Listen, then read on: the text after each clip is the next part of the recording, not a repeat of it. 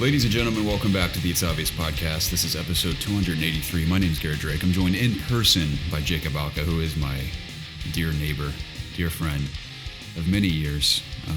How was your drive over here this evening? Very easy. I can imagine. So I question why I haven't done it more. Well, yeah, it's kind of coincides with what we'll talk about today. We are together again after a long time. We actually recorded a whole episode before this one, and we lost it because my audio got corrupted. Tragically. Which just happened 3 times in 9 years of this podcast. Which isn't that much if you really think about it. No, it's not. Like, collectively and, I guess, percentage-wise, that's a pretty good odds, I'd say. I was thinking about 283 is a lot of episodes, but we would have crossed 400 easily. Well over 400 had we stayed consistent over the years. Absolutely. Yeah, so, we really fell off the last maybe 3 or 4 years, really. Of course. Yeah, we have not recorded, and this has obviously been our longest break ever in the history of our podcast, which was roughly, I think the last one was December of last year. Yes. With Preston. Mm-hmm. And we're 8 months into the year, practically 9 months. I didn't realize it was that long ago. Yeah. That's so long ago. What's funny is that it doesn't feel that long ago to me. Yeah.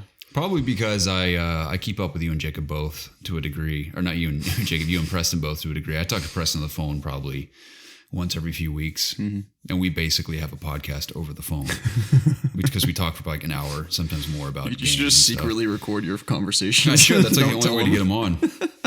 So yeah, so I guess that's why it doesn't feel like it's been that long, but I've obviously been extremely unactive on everything. Mm-hmm. Gaming wise, I've been playing games, of course, which we can talk a little bit about. You're just not talking about them. Not on a microphone, no. Yeah, not sharing your thoughts. No, just over the phone and sometimes in person. So yeah, that's okay. But talk to me about what you've been playing, then we'll get to our main subject today. Oh man, since December, I was struggling to think of what I had been playing when we originally did this recording on Sunday, I believe it was. When it tragically got corrupted. But I think like the last thing I can remember is playing Elden Ring, the DLC, mm-hmm. and the base game. Excuse me, I'm burping because of this. These are very good sparkling waters. These refreshing sparkling waters, yes. And thank you, by the way. Of course. But we can talk about Shadow of the Erdtree for a second if you'd like. I think we should. It's probably one of my favorite experiences I've ever had in any game. It's just that good, including the base game too. I probably clocked in around 150 to 180 hours, somewhere in that ballpark. I really took my time through the base game. I wanted to explore everything. I wanted to collect, every item I could find. I didn't like look up items or anything like that, but I just, I took my time, like, RP walking around, just taking in everything and seeing all the great views and, there's just so much to the game. It takes a long time if you really just take your time and play through the game. And by far the hardest boss for me was Melania. She kicked my butt for probably 2 days straight. And it took me forever to even get past the first waterfowl she does before she even goes into her phase 2. It took me forever just to realize, you can move this way and then go the other way and then she doesn't hit you. It took me forever to learn that. But once I did, it kind of didn't take me too much longer after that.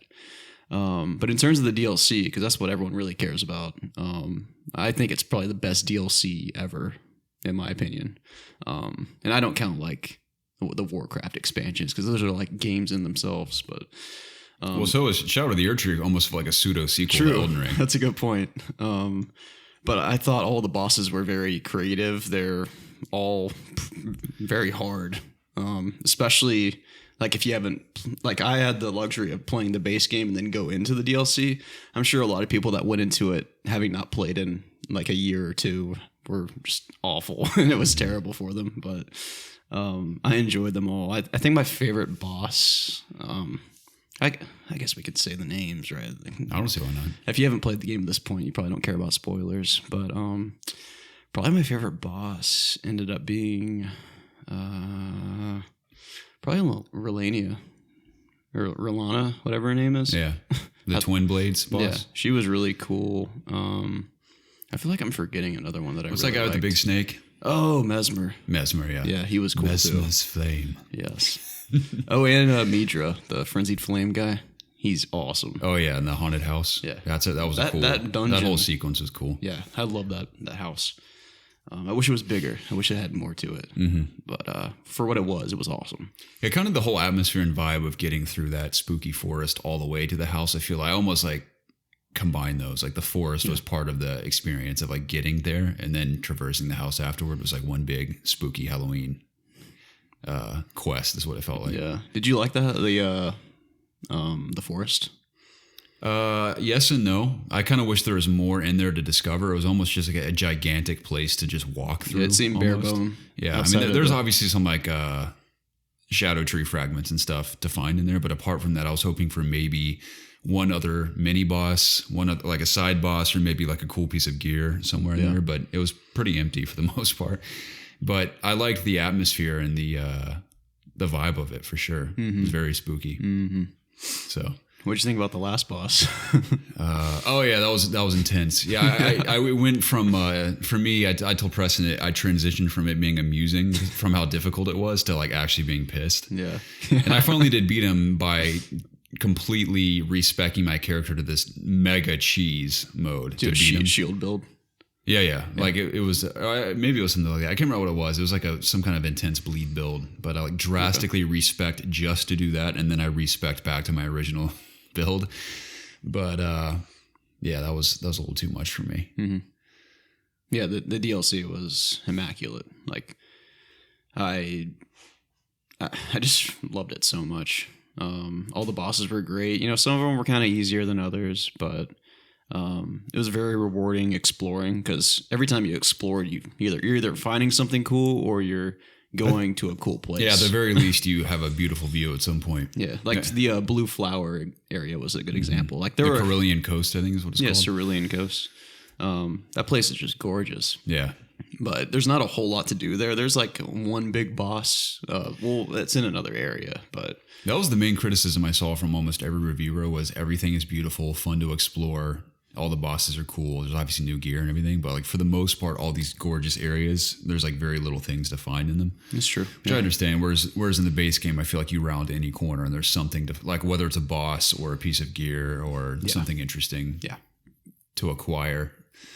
But same thing for me. I was utterly addicted to the DLC when it came out. And I had jumped back in to finish the main game shortly before the DLC launched, and I finished it just in time. So I was pretty well attuned to how the game felt to play going into it, which didn't make it any less difficult. I spent the first few hours grinding, just looking for shadow tree fragments just to like hold my own against some of the initial enemies. But I thought that was a brilliant system to have the DLC stand on its own, so people couldn't just go in over leveled, so everyone had an equal playing field going into it, which is pretty cool. So I was addicted to it, and I knew even before I finished it, and you and I had talked about this, that I was going to have post Elden Ring depression again. Yeah. So I finished that, and I just couldn't find enjoyment in anything I played. Me too. So, yeah, it hit me hard. Like I didn't play games for probably weeks after that. I tried to get back into WoW. That was boring. I tried to play a Final Fantasy, but I didn't want to play that either. So I just ended up watching TV and shows and stuff like that. You finished Rebirth, didn't you? Yeah. Okay. Yeah. I guess I forgot we haven't talked in so long in this podcast. We've played like so many games since we last spoke. I know. So it's disappointing that I can't remember what I played. Right. Yeah. There's too many things. So, but if I can't remember, it must not have been that important. So yeah. Apart from that, Elden Ring, I played since the new update for Hunt Showdown launch. I talked about this on our corrupted audio file, but Hunt Showdown 1896 is what it's called now with the graphical update. Why did they decide to rename it? Because it was just a substantial update. It was almost like a relaunch of the game in a way. Yeah. Not because they had a poor player base or anything. They just were making so many substantial updates. They wanted like a fresh start. It's like the Overwatch which I'm shocked 2. that like Halo hasn't done that with. I guess they've basically given up on Halo Infinite. It's like run its course. But whatever they're working on next, people had said like they should just relaunch Infinite now, because Infinite today, if it had launched in the state it's in now, it would have had a much better reception and probably would have had much longer, more positive legs. But they launched it when it was severely underbaked, and it took them years to get it to where it's at now. What's wrong with them? It basically launched barely at beta, looking back on it. Yeah. So it was drastically unfinished, unfortunately. I just don't get it. Yeah, 343 is just a catastrophic game studio. And I think it's just like a mismanagement. Microsoft has not handled them well, and like budget stuff. And it's just been very, very poor leadership over that studio since honestly 2014. Yeah. Which is 2012, I think, actually.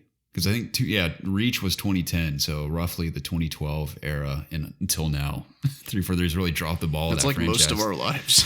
Yeah, so kind of a shame, but we'll see what they do next. But anyway, Hunt Showdown 1896, for the most part, is fantastic. I think the new map is the coolest map they've ever done by far. It's much more challenging than previous maps. And those that have played, I'm not going to go into the details to bore people, but if you're a Hunt Showdown fan, the old maps versus the new one, there's changes they've made that make it more difficult, which I find more interesting. Because I've always played with random players, I always communicate with them because it's an extremely competitive game, and you have to communicate usually with your teammates to some degree. And one of the guys I was playing with the other night said he hated the new map. He's like, it looks beautiful, but it's like it's way too easy and to sneak into places, and they're harder to defend compounds when you fight bosses, blah, blah, blah. And to me, that makes it more interesting because the old maps, like you play them so much, you can figure out every single possible way to defend compounds or you've killed bosses because people try to get into them and kill you if you get there first. Yeah. So many nuances to Hunt, they're hard to explain in one sitting, but I think the map is gorgeous. The game still runs very well for me. There's a subtle graphical update, mainly to lighting. So the lighting's prettier than ever on the CryEngine. The audio update. The game is already well known for its audio, but it's even better now. So the audio is incredible. There's a new roaming boss. It's a lot of fun to fight. A bunch of new weapons. There's a battle pass now. They kind of modernized it as well because the game was launched before battle passes kind of became standard. And they've updated the game so beautifully and substantially over the years, especially most recently with this big update, that they had to do something to sustain that, which totally makes sense to me. Is it free to play now? I don't know if it is. I may have missed that if it is. I don't think so. Okay. But I know not every game that has a battle pass is free to play, but I feel like free to play games like battle passes because it's a revenue that they can use, post release. Yeah, but I stand by, dude. That is easily one of my favorite games of all time, and it definitely remains to be. And I think it's an absolutely brilliant multiplayer experience on so many fronts. I agree. Like it's exhilarating every single time I play. You never know what's going to happen. Yeah, like I don't think I've ever played 2 matches that were exactly the same, which is amazing. That's cool. So stoked for that. I had mentioned I swing around in Spider-Man once a day. I was swinging around in Spider-Man right before you got here. And I love the fantasy of, because the game feels so good to play to me. That I jump in to swing around for 20 minutes, fight some bad guys, and just pretend I'm doing my daily patrol as Spider-Man, looking over New York. Yeah. Speaking of Spider-Man, this is a little sidetrack, but I finally watched that Spider-Man movie. I forgot what it's called. No Way Home. Yeah, No Way Home. That movie's awesome. It is awesome. It's amazing. It's better in the theater. I'm sure. Because what's funny about it now, people have criticized it for this, and for good reason, is that it's edited with pauses and scenes for people to clap and cheer, because the filmmakers knew that people would clap and cheer at certain moments. Like when Andrew Garfield, for example, comes out of that portal and is revealed, there's this moment where he just stands there in like total silence for like 5 whole seconds. And in the theater, everyone loses their mind. Yeah. It's perfect. But when you watch it on digital, when you're not like in a room full of people, it's just like this awkward silence. And to me, that's like, my brain immediately goes to, they should have had 2 versions of the movie. They should have the theatrical version and then the edited version for digital, where it's the exact same scene, just that moment where he jumps out of the portal is cut down a little bit, so it isn't like an awkward silence. Yeah. It's like things like that. I'm like, why don't they? It's not that difficult, I feel like, to edit those scenes for a digital release to make it a little less strange when you watch it post theater. I still think the movie's entertaining as well. I haven't seen it in years, but I loved it seeing it in the theater. Yeah. And while we haven't recorded a podcast recently, me and you, we have we've been to see a fair few movies over the months that we've, not been recording. Right. So it's not like we haven't been seeing each other at all. Oh yeah, I am playing Alien Isolation right now. Did I mention that when we talked on Sunday? You did. Yeah. Yeah, I've liked that a lot because I've seen Romulus twice, which I also mentioned. Really dig that movie, and so I was, and even the director, I didn't know this, had drawn a bit of inspiration in writing the story for Romulus from Isolation. So I had started Isolation on PC about a year ago and got like 2 hours into it and liked it. I just got distracted by other things at the time. So I jumped back in on PS5 now. I mean, it's the PS4 version, but it plays fine on PS5. and I'm well into the game, and it's been a lot of fun. Nice. So digging that as well, and they really nailed the atmosphere of the movies and the game. So it's perfect if you see Alien Romulus and jump into isolation, you feel like you're basically playing through the movie, which is cool. That's good. That's dope. So yeah, enjoying that, and I think that's it for me right now. Isolation, swinging around a Spidey, and playing some Hunt Showdown. Cool. So stoked for other games coming out. I'm very stoked for the Black Ops 6 beta this weekend. Oh, it's this weekend. I'm out of town most of the weekend, but Sunday when I get back, I'm going to play a little bit. Gotcha. And I'm stoked for the full release as well. I bet. More stoked than I've been for a Call of Duty. I mean, I like Call of Duty every year, but this is the most stoked I've been about Call of Duty in a long time. Yeah, we talked about it more on our Corrupted episode. Yeah. That's no one's heard, but from what you told me, it sounded exciting. It seemed like the peeking around corner technology is kind of cool, or just auto mounts and I like that. There's the omnidirectional movement. omnidirectional movement. New 9 hitboxes instead of 6. I think previous was 6. There's updated physics. So obviously, head would give you the most points if you shot that part of the body. They actually today actually was Call of Duty Next, like the big conference where all the influencers and media go to like stream the game, and they announce a bunch of new stuff. See, the old me would have been like all over that. Yeah, I watched a lot of that today. So a lot of it was leaked beforehand, so there weren't too many surprises. But everything they've shown off and talked about is exciting, so I'm very stoked for that. Cool. So I'll check it out. But yeah, I've been playing WoW. I'm back into WoW. New expansion just came out. It's out of early access. You'll be playing that to the grave, I imagine. I don't know. Maybe. Until a better MMO comes out. I mean, you've been playing it this long. Why stop? I could do anything else, you know? That's true. But as long as they keep updating it and you still enjoy it. As long as I have friends that I play the game with, I'm going to keep playing the game, I think. Because that's what I really like about it. How many of these friends have you met in real life? 0. Okay. Wait. No, 0. Nice. I've spoken to them outside of the game in lots of mediums. Like I'm friends with several of them on Facebook, and like I know what they look like. Okay, but I've never seen them in person. Got it. You guys haven't organized some kind of get together? Are they international? We've thought about it. Are they all United States? There's 2 in Florida, 1 in New Jersey. How long you play with these guys? My current crew, we probably played since Battle for Azeroth, which was like. That's been a hot minute, hasn't it? Yeah, that was 4 expansions ago. So before years before then. COVID. Basically. Okay, yeah, like a couple of years before COVID. So a long time. Got it. What was I talking about? I feel like you guys should organize some kind of get together at some point. We should. It's just I don't know. It's hard because like everyone's working all the time, and like there's one guy in New Jersey and there's another guy in Las Vegas. He's in the army, but yeah, we just haven't. But we're all we talk almost every day. I mean, we're always playing the game, so it's always a pleasure to play with them. But new expansion just came out. We've been playing all the time. I've leveled up 3 guys. I'll probably do 1 more to have 4 because they released this new system called War Bands, which is basically. Everything on your account is shared now. It used to be like character specific, and everything you did on one character was just for that character. Then you had to do it on others if you wanted to, progress other characters. But now everything's just shared, so you can just do something once, and then the credits on everything, and that includes like all your money, all your rewards, everything. So it's really cool. It's a big quality of life, and it's big for the game. And it's a long time coming because, other games like Final Fantasy 14 have stuff like this. And WoW was just kind of old in that way because it didn't have it. But it does now. So that's good.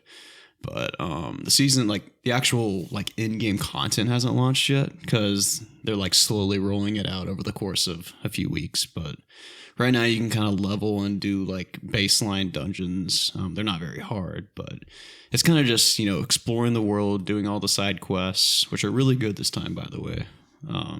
I spent a lot of time crafting really cool stories and building up really cool characters. And every zone, there's 4 new zones. They're all very unique and, very beautiful. So that's kind of been consuming my days of gaming the last few weeks or couple weeks. As it has for most of your life. Yeah, as it has for most of my life. Glad to hear that. Yeah, but that's all I've been playing. Dude, speaking of WoW, I'd hit you up about that story from World of Warcraft that's ancient now that I'd never heard of, the funeral massacre. Yeah. Dude, that was one of the funniest things I'd ever seen. Now, I've seen a lot of funny gaming classic. stories over the years, but dude, just the whole context behind that of like a real person that had died and they organized this in-game funeral and everyone gets into their funeral outfits. So they have like no armor and there's like this gigantic line of people. And then just meanwhile, it's like the way the story's being described. And then it cuts to and there's just like dead bodies all over a mountain. Can you imagine like something like that actually happened? Yeah. Where people went rogue and just slaughtered everyone at the funeral and just completely soured like a pretty sincere. And someone actually died. Like Yeah, that's why we're having the funeral. That's why it's so funny to me, is that it was like a sincere moment that's just utterly ruined by people that just go rogue and just slaughter everyone there. There's just something about like the bird's eye view of like absolute chaos ensuing and dead bodies everywhere. Absolutely killed me. And all the people that were at the funeral, they didn't have any armor on. I know, like they didn't have their weapons. They're just helpless. And when you take all your stuff off, you're useless. Like you can't do anything. That is so funny. I couldn't believe I'd never heard of that. Oh yeah, there's so many good videos like that. Like Leroy Jenkins, for example, that's a classic. But there's so many like machinima like music videos. Like there's like a what's that Eminem song? I think it's called "Without Me," but it's like I don't remember what they say, but it's this guy like impersonating Eminem, and it's really like they change all the words, but it's really catchy and it's funny. But Nice. there's a lot of machinima videos like that. And I know that there's a lot of Machinima Halo videos too. Mm-hmm. I don't think Machinima's around anymore. I don't think they are either. Not the company, at least. Yeah. Didn't they like turn into Rooster Teeth and then they got bought? Maybe. I think it was Rooster Teeth. Yeah, all those companies, I have no idea what the deal is anymore. I think Rooster Teeth shut down finally. Or maybe it was Red versus Blue ended. I can't remember. I don't know. Something like that. Lots happened. Speaking of music, when I was in rush hour traffic earlier, I was jamming some Meteora. Linkin Park. Nice. Mainly because it was on my mind because the rumors, unless they announced it today, I may have misunderstood. They have some kind of comeback. An announcement today. They had an announcement for an announcement. Right. Basically is what happened. They had a countdown that ended today. Okay, well, what happened today? The timer started counting up instead of down. And it flashed a 9:05 time. So they just put another teaser. Okay. So people are thinking it's going to be next week on the 5th that they're going to announce something. Got it. But you've heard the rumors that people think it may be a female vocalist filling in for that's what Chester. people are thinking, yeah. Do you have any idea who it may be? No idea. I haven't been paying attention that much. I don't know what people are saying. I kind of dig that idea. I know people were kind of flirting with the guy from Sum 41 might be the singer, but he came out and denied it. So Yeah. it's not going to be. They just retired, that band. Yeah. So Oh, I didn't know that. Okay. not too long ago, actually. I think they had an touring. unbelievably good final show, too. You can watch it on YouTube. Really? They- Okay. It's incredible how good they sound for how old they are now. Yeah. Not that they're like old, but Yeah. just considering how long they've been around, they sound around a while. absolutely amazing. I think the 90s is when they were around. Which Early is a long 2000s. time ago. So, I mean, Slipknot has been around since 95, technically longer, but like current Slipknot's been around since 95, and they sound better than ever right now. Slipknot's probably like Slipknot, Linkin Park, and is Rage Against the Machine new metal? Probably not, but just like that punk new metal sound is like Slipknot and Linkin Park. Those are the OGs. And what do you call them? Limp Bizkit. Yeah, Limp Bizkit. Yeah, people love Limp Bizkit. They're good. They have some good tunes. They're not great, but they're good, So, in my opinion. but yeah, I'm interested to see who they have fill in, because the question is, are they just doing like a big show with a vocalist that stands in, kind of how they did? Remember after Chester died, they had all those vocalists fill in for like a one show. It'd be interesting if they're doing like a new album with a brand new vocalist. That's what I think it's going to be. That could be interesting. Or maybe it'll just be a tour, just to, Yeah. try them out. I don't know. How old are Chester's kids now? Someone told me there was a rumor that it might be one of his daughters or something. That would be interesting. Wouldn't that be crazy? You seem to know more about this than me. There's a random video that was suggested to me a few nights ago that I had not heard about until I watched that video, which I found really interesting. So yeah. it's just tough because Chester's not just any vocalist. Everyone knows he's like you can't replace irreplaceable. him. He is truly one of a kind. And a lot of people, they're not going to like that there's a new singer because for that very reason. Right. They're not just like they think that you're tarnishing the band name, and that's an argument. It just that depends, music will always it be depends there. on not the metrics. for lack of a better term, just how they present it. Yeah. Not versus like, we're back and this is us now. Like, it depends on like their demeanor and how they announce it and how they handle the whole situation, where it can be received with open arms. Because it can still be a Linkin Park, just a brand new Linkin Park that's different from the Chester Linkin Park. Sure. But hopefully it's someone that, sounds similar so they can sing those old songs. Because that's what people want to hear. When they said it could potentially be a female vocalist, that doesn't surprise me, because Chester mostly sang in a very high key or pitch, whatever you want to call it. Yeah. So it makes sense to me that a woman could hit not that a man couldn't also, but I've always found like female vocalists in rock especially always interesting. And there are many talented female vocalists these days. So I don't know who it could be. Whether it's someone who's already in a band or maybe some unknown, who knows? Yeah, I'm excited either way. Same. I just want to hear new music from those guys. Yeah. They're really talented. It was a random tangent, but it crossed my mind. Hey, it's right up my alley, Yeah. So I don't mind at all. Well, Jacob, let's jump into our main topics. I know you're short on time tonight, and we've already talked about this once. But Jacob and I have been flirting with the idea recently, and the reason why we've recorded this episode is mainly to get feedback from whoever's listening out there, if anyone's listening at all at this point. So what few of you are left who have supported us over the years. Thank you, by the way. Yeah, thank you for tuning in. Jacob and I flirted with the idea of potentially starting something brand new out of basically the ashes of It's Obvious Gaming, because obviously we haven't recorded in so long, and even before that we were so sporadic that it just feels right to start something fresh. And ideally it would probably be just Jacob and I, because Preston has not only been extremely busy in the last couple of years, clearly, but he's soon to be even more busy for life reasons, very, very exciting life reasons. But Preston could theoretically jump into whatever we do next from time to time, but it wouldn't be like it wouldn't be a regular host. Yeah, it wouldn't be a regular thing. So it's mainly an idea for Jacob and I, because Jacob and I are still extremely passionate about really just It's Obvious Gaming. Really still have a drive to talk about gaming content and entertainment to some degree on the internet, because we have these conversations generally anyway when we see each other, and that's kind of how It's Obvious Gaming started. If you've tuned in over the years, you may remember us saying at one point that the whole reason we started it is because we were having those conversations off mics forever, and we're like, why don't we just start recording these and throw them on the internet and see if anyone else wants to like join in on the conversation. And then history unfolded. Yes, sir. And that was 2015, so 9 years. That's insane. Almost 10 when we hit February of next year.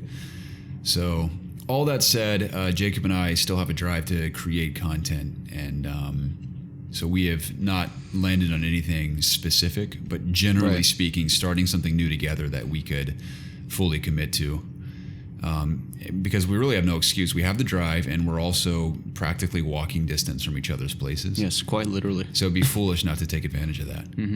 But all that said, Jacob, it's obviously like the umbrella of what we've talked about. Do you want to talk about anything more specific? Well, yeah, I mean, in terms of what we want to do, like Garrett kind of said, we don't really know. How do I put? Like, we don't know like what kind of show we're going to do yet. It's going to be a podcast, obviously, but we don't know if we're going to do like other videos on YouTube. We don't know if like we're going to change up the format of the show. We probably will. It's not going to be exactly the same as it used to be. Whether that's new segments or maybe it's like runtime, whether it's just maybe it's not just gaming related. Maybe it's all kinds of stuff. We don't know yet. We're making this video or this final. Can we say that the final episode of It's Obvious Gaming? Maybe we don't know. It depends on the response from the community, honestly. Okay. But we're making this episode just to kind of put it out there and see if anyone is listening. 1 and 2, just to hear what have you liked from us over the years? Like, what are your most fond memories of what we do or used to do for our channel? And we really just wanted to have you guys involved and have you sort of shape it in some kind of way, because we're still unsure about what exactly we want to do. I mean, we have some pretty good ideas, I think, but it's always great to hear all kinds of different feedback, and because you guys are the listeners, like we don't get the pleasure of listening, and like we don't have that sort of, the word's escaping me, I'm sorry, but we don't have that experience. We're just the guys that speak and create the show, which is a different format altogether. But yeah. I feel you. Yeah, we the reason why we talk about doing something new is because It's Obvious Gaming to us has always been the three of us, including Preston. Yes, thank you. I was meaning to say that. Yeah, and it's never quite been the same without him, and it just doesn't feel right trying to carry on. I think that's why we got so sporadic, because Preston dropped off so hard that it was hard for me and Jacob to stay motivated to continue going. And we always still had a good time doing it together, but It's Obvious Gaming, it was always the three of us. Yeah. So that's another reason. It just felt weird to do the show without him all the time. Yeah. Because he brought something that we didn't And you have. and I quite literally did hundreds of YouTube videos of just the two of us, too. We did. So yeah. we, not Preston and I, Jacob, and that's why Jacob and I are motivated to potentially start something new that we can commit to. And when I say commit, I've had the fortunate opportunity to be friends with current YouTubers who have had substantial growth and success over the last couple of years. And there are many things about YouTube that we've been well aware of for a long time. That the main objective, I guess I could say, for YouTube to grow and succeed is consistency. And we've had seasons of consistency in the past where we saw a lot of the fruit of that labor, for sure. Yeah. But we also see how quickly it can be a detriment to just not be consistent and what that can Absolutely, do to a YouTube channel. Yeah. So we've considered starting something new that we can commit to for at least 1 year, because a friend of mine who's seen a lot of success on YouTube lately told me his initial goal was like, I'm going to commit to this full-time YouTube thing for 1 year to see where it goes. Right. And he told himself, if it sees some success, I'll keep going beyond that year. But it kind of gives you a timetable, so there's no stress involved in the sense of like, how long are we going to do this? Like, are we ever going to see success? It's almost like you're just giving yourself that opportunity to commit for 1 year. To see how it goes. Yeah. And up front, like definitely a podcast, like Jacob said, we don't have any specifics yet, but it would be a weekly podcast that, again, we would commit to for a full year. That once a week you'd get a podcast from us. Yeah. And of course it'd be the two of us, but content would primarily be gaming still, but probably some more stuff as well. I imagine we'd branch out a little bit. Yeah. But yeah. It would be a video podcast as well. We'd bring back the video, which we haven't done in a long time. Yes, I think people would like that. So, and another thing we would strive for is just very high quality content. Not just in regard you really to, stress this. Yeah, not really just in regard to like what we're talking about specifically, but really just presentation wise. Yeah. And the thing about YouTube is that versus when we started to now, YouTube is, especially the gaming space, is remarkably saturated. Oh, yeah. So we're not blind to the fact that we're jumping into a sea of YouTubers that are doing almost exactly what we're doing at this point, and most of them much better than what we've done. Maybe, yeah. So, and we realize that many people already have their communities, have their audiences, and we're just kind of like adding to the noise. Sure. So we haven't talked about specifically what would help us stand out in all that noise. But that'll really be based on, I think, your feedback, if you're willing to give us any feedback. If, one, that idea even remotely interests you. And if it does, what kind of content you may like to see from us. Yeah, and we don't even have a name yet. No, we don't, yeah. So if you have any cool ideas for a name, let us know. Yeah, I feel like the name would have to be personal to you and I, Jacob. Maybe. That we could come up with, but... You never know, though. Really, in regard to content especially, we'd love to hear from you guys, because... making the content and putting it out in the world is not the problem. It's just knowing that there's even a few people that would like to see that, and just going from there and seeing even if we have to start over, that kind of sounds exciting too. Yeah, just a fresh start, because our YouTube channel also got permanently demonetized, so we can never really gain anything from it anyway. And it was never really our motivator, because we never monetized our channel for the entirety of our existence until the very end. And then we monetized a few of our podcast episodes as we were putting them out just out of curiosity. And I got a random email from YouTube saying, like, you're permanently demonetized. You've misled advertisers or something. I was like, what? And I tried to look into it and dispute it, and I was so confused, and they wouldn't explain it to me. They're like, no, F you. You're permanently demonetized. So our channel's basically completely dead in the water. Monetarily, at least. Yeah, monetarily for sure. So, that's kind of what we've talked about over the last few months here and there. And it sounds exciting to me. Yeah, I'm absolutely excited. Like, it sounds like a fun new thing, something new to be excited about every week. Because I've kind of been missing that in my life. I don't really have this, like, what do people call it? Like their side hustle. And this isn't really a side hustle. It's not like I'm making money from it, but it's just something that, you know, I'm doing outside of work, you know, or besides like the gym and playing games at home. Like I don't have the most exciting life, which is, you know, by choice. You know, I could do whatever I want if I wanted to, but this is just one of those things that, you know, I've been missing and that I like to do a lot. We just haven't been doing it, you know, for whatever reason. And this new show brings me a lot of excitement and, you know, makes me, you know, motivated to play more games and discuss them and share them with the internet. Definitely. Mm-hmm. Yeah, I'm a big, you're well aware, Jacob, I watch a ton of movies. Yes. So many movies. More than anyone I know. And I review them all in Letterboxd. I log all of them. So I've always liked the idea of maybe incorporating something to do with movies in the future. If not like a totally separate thing, maybe include it in the content we do going forward. Yeah. But TV shows maybe. But again, like we're very broadly speaking. We're not locking anything in yet. The only thing we're most focused on is just starting something new and being consistent with it. Yeah. So I know we've said over the last year or two with It's Obvious, like, oh yeah, we're back. We're going to be back next week and we're going to be consistent again. Every episode title, we're back. Yeah, but it's just, it's difficult to keep that up when Preston's usually unavailable. And for me to do anything creative, I just need, depending on the scale of whatever we're trying to do, whoever's involved with it, I just need them to be as motivated as I am because it's very difficult to carry on. You can only go on alone for so long and try to motivate yourself when you feel like the people around you aren't motivated as well. Yeah. So that's all it takes. As long as Jacob and I are on the same page about creating something new and sticking with it for 1 year, minimum 1 year. Yeah. I'm all in. I'll see why not.